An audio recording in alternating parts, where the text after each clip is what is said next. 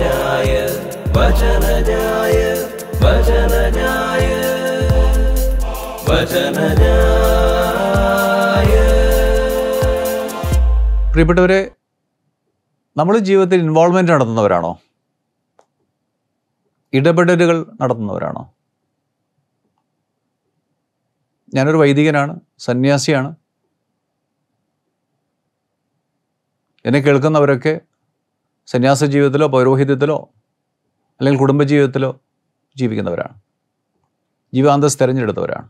Involvement നമ്മൾ നടത്തിയിട്ടുണ്ടോ? അതിന് cost കൊടുക്കണം. ഈശോ കൊടുത്ത കോസ്റ്റ് അതാണ്, മരണമാണ്. ഈശോ കാൽവരിയിലാണ് അതിൻ്റെ കോസ്റ്റ് ഈശോ കൊടുത്തത്. നമ്മൾ ഫാദർ ഡാമിനെ കുറിച്ച് കേൾക്കുന്നുണ്ടല്ലോ, മൊളോക്കോയിൽ. കഴിഞ്ഞ ദിവസം ഞാനത് ഒന്ന് അന്വേഷിക്കുകയായിരുന്നു. മൊളോക്കോയും ഫാദർ ഡാമിയനും നമുക്ക് തരുന്ന ചിത്രം എന്താണെന്നുള്ളത്. ഞാൻ ആ ഭീകരമായ ചില പടങ്ങളാണ് കണ്ടത്. ഒത്തിരി ഗ്രൂപ്പ് ഫോട്ടോസ് നിങ്ങൾ പോയാൽ നെറ്റിൽ നോക്കി അറിയാൻ പറ്റും, കാണാൻ പറ്റും. ഒത്തിരി ഗ്രൂപ്പ് ഫോട്ടോസിൽ ഇങ്ങനെ കുറേ മുഖമില്ലാത്ത മനുഷ്യർ, വികൃതരായ മനുഷ്യർ, വികൃതമായ മുഖമില്ലാത്തവരുടെ കൂടെ മുഖമില്ലാത്തവനായിട്ട് ഫാദർ ഡാമിൻ ഇരിക്കുക. ആദ്യം അദ്ദേഹം ചെന്നപ്പോൾ മൊളോക്കോ ദ്വീപിലേക്ക് അദ്ദേഹത്തിനെ വിടുമ്പോൾ അദ്ദേഹം ഒരു സ്ട്രേഞ്ചറാണ്. അവിടെ ഇൻവോൾവ്മെൻ്റ് എന്നൊരു സാധനം അദ്ദേഹത്തിൻ്റെ ജീവിതത്തിൽ അധികം വന്നിട്ടില്ല. ഒരു ശരാശരി പുരോഹിതനായിട്ട് അവിടെ പോവുകയാണ്. എൻ്റെ വിശ്വാസ സമൂഹമേ എന്ന് മാത്രം വിളിച്ച് അങ്ങനെയുള്ളൊരു വേദികൾ അല്ലെങ്കിൽ ഒരു അൾത്താരയിൽ നിന്ന് അവരെ അഡ്രസ്സ് ചെയ്യുക അല്ലാണ്ട് മറ്റൊരു ഇൻവോൾവ്മെൻറ്റ് അദ്ദേഹം നടത്തുന്നില്ല. പക്ഷെ കുറച്ച് കഴിഞ്ഞപ്പോൾ അദ്ദേഹം മനസ്സിലായി അങ്ങനെ ജീവിച്ചിട്ട് കാര്യമില്ലല്ലോ. അദ്ദേഹം ഇറങ്ങുകയാണ്. അവർക്ക് സ്കൂള് പണിയുന്നു, ദേവാലയം പണിയുന്നു, സെമിത്തേരി പണിയുന്നു, വിവാഹം കഴിപ്പിക്കുന്നു, കുഷ്ഠരോഗികൾ തമ്മിലുള്ള വിവാഹം ആശീർവദിച്ചുകൊണ്ട് ഒരു കുടുംബത്തെ ഉണ്ടാക്കുന്നു. അവസാനം അദ്ദേഹം എൻ്റെ സഹോദരനെ എന്നാണ് പിന്നെ വിളിക്കുന്നത്. എന്ന് വെച്ചാൽ ഇൻവോൾവ്മെൻറ്റ് തൻ്റെ ജീവിതത്തിൽ തുടങ്ങി. പിന്നെ കാണുന്നത് അദ്ദേഹം ജനങ്ങളുടെ ഇടയിലേക്ക് പൂർണ്ണമായിട്ട് ഇറങ്ങി ചെല്ലുകയാണ്. കാരണം ദൈവത്തിൻ്റെ വിളി വളരെ ശക്തമായിട്ട് തന്നെ നിൽക്കുന്നു. പകുതി മനസ്സോടെ ജീവിക്കുന്നതിൽ അർത്ഥമില്ല എന്നുള്ള തിരിച്ചറിവിലേക്ക് അദ്ദേഹം വരുമ്പോൾ അദ്ദേഹം പൂർണ്ണമായിട്ടും മനുഷ്യരിലേക്ക് ഇറങ്ങുകയാണ്. കുഷ്ഠരോഗിയെ തൊടുന്നുണ്ട്, അവൻ്റെ തലയിൽ തൊട്ട് ആശീർവദിക്കുന്നുണ്ട്, മരിച്ചവരെ അടക്കുന്നുണ്ട്, മരിച്ചവർക്ക് അല്ലെങ്കിൽ ക്ഷതമേറ്റവർക്കൊക്കെ മരുന്ന് വെച്ച് കിട്ടുന്നുണ്ട്, അവരെ സ്പർശിച്ചുകൊണ്ട് കടന്നു പോകുന്നു. അവസാനം അദ്ദേഹം ദൈവജനത്തോട് പ്രസംഗിക്കുന്നത് ഇങ്ങനെയാണ്: എൻ്റെ fellow lepers, my fellow lepers, എൻ്റെ സഹോദര രോഗികളെ അല്ലെങ്കിൽ എൻ്റെ സഹരോഗികളെ എന്നാണ് അദ്ദേഹം വിളിക്കുന്നത്. എന്ന് വെച്ചാൽ അദ്ദേഹം അവരുമായിട്ട് ഒന്നായി തീർന്നു. സോ മനുഷ്യന് വേണ്ടി താതാത്മ്യം പ്രാപിച്ചു. പിന്നെ അവിടെ ഒരു സ്ട്രേഞ്ച്നെസ് ഇല്ല അദ്ദേഹം.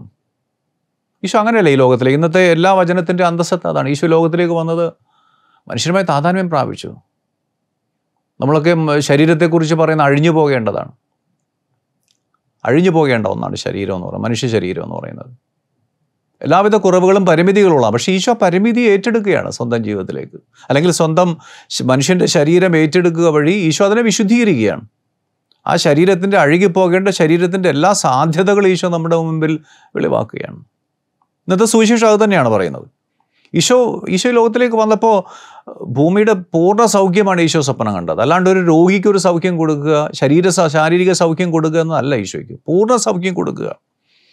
എല്ലാ തലത്തിലുമുള്ള മനുഷ്യൻ്റെ ശ്രേഷ്ഠത, ഡിഗ്നിറ്റി വീണ്ടെടുക്കലാണ് യഥാർത്ഥത്തിൽ ഈ ഈശോയുടെ സൗഖ്യത്തിൻ്റെ ലക്ഷ്യമെന്ന് പറയുന്നത്. കാര്യം നമ്മൾ പഴയ നിയമത്തിലൊക്കെ വായിക്കുന്നുണ്ട്. പഴയ നിയമത്തിൽ നമ്മൾ ഇന്നത്തെ ലെവായുടെ പുസ്തകത്തിൽ വായിക്കുന്നുണ്ട്, ശരീരത്തിന് തടുപ്പോ അല്ലെങ്കിൽ എന്തെങ്കിലും മുറിവ് ഉണ്ടായാൽ നേരെ പുരോഹിതനെ കാണിക്കുക.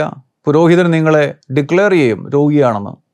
നേരെ സമൂഹത്തിന് പുറത്ത് പോകണം, പാളയത്തിന് പുറത്ത് പോയി ജീവിക്കണം, തലയിൽ മുണ്ടിട്ട് നടക്കണം, മുടി ചെയ്യാൻ പാടില്ല, അതിൻ്റെ മേൽച്ചുണ്ട് മറക്കണം, ഞാൻ അശുദ്ധനെന്ന് വിളിച്ചു പറയണം, മണിയടിച്ചുകൊണ്ട് നടക്കണം.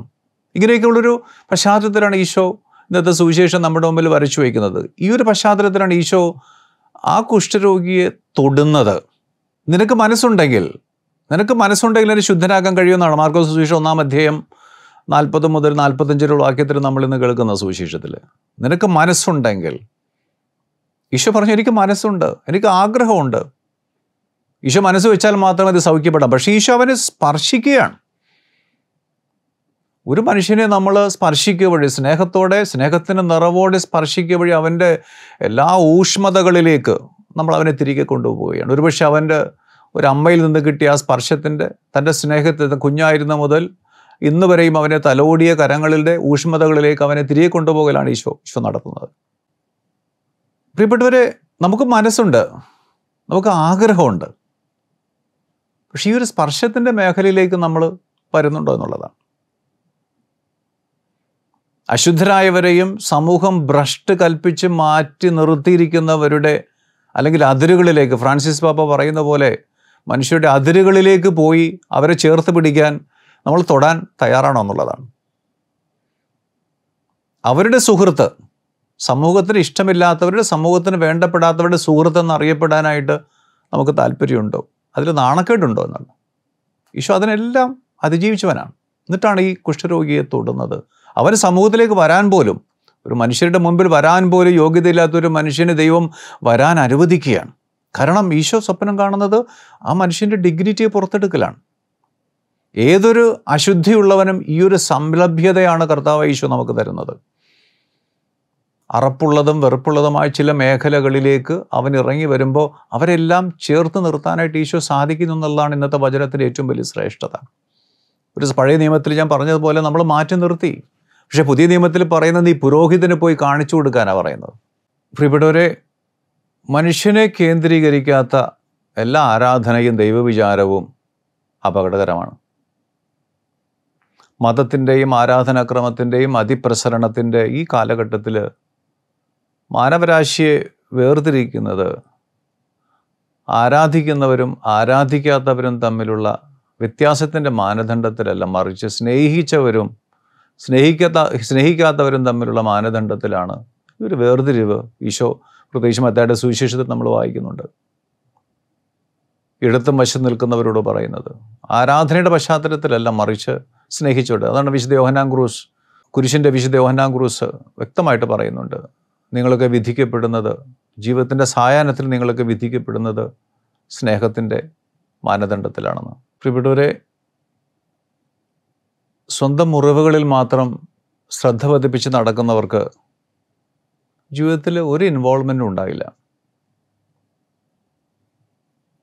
നമ്മുടെ മുറിവിന് ചുറ്റും നമ്മൾ അടയിരുന്നുകൊണ്ട് ജീവിതത്തെ വളരെ ദുസ്സഹമാക്കുകയാണ്. നമ്മുടെ ജീവിതം മുഴുവൻ ഈ പ്രശ്നങ്ങളാണെന്നാണ് നമ്മൾ വിചാരിക്കുന്നത്.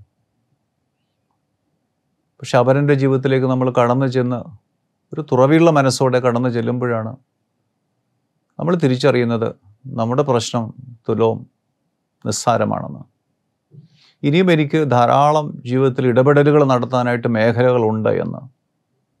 അല്ലെങ്കിൽ നമ്മളൊക്കെ ചെറിയ മനുഷ്യരായി ചുരുങ്ങി നമ്മളൊക്കെ ഒന്നുമല്ലാതായിത്തീരും. അതുകൊണ്ട് ചില പക്ഷങ്ങൾ ചേരാനായിട്ട് നമ്മൾ തീരുമാനം എടുക്കുക. അത് തന്നെയാണ് ഇൻവോൾവ്മെൻ്റ് എന്ന് പറയുന്നത്.